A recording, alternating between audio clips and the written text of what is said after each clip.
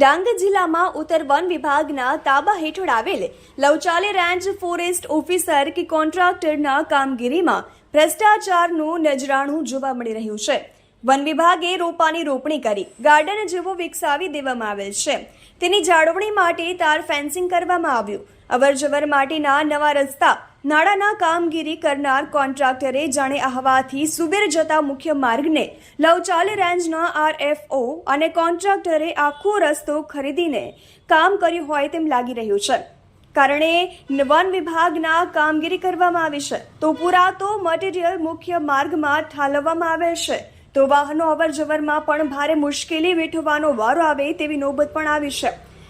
તેના કારણે one way થઈ જતા મુખ્ય માર્ગ પર ક્યારે અકસ્માત સર્જાય તે નક્કી નહીં એવી પરિસ્થિતિ ઊભી કરનાર એવા લવચાલી રેન્જના વન વિભાગના RFO કોન્ટ્રાક્ટરની મિલીભગતથી કામગીરી થઈ રહી છે.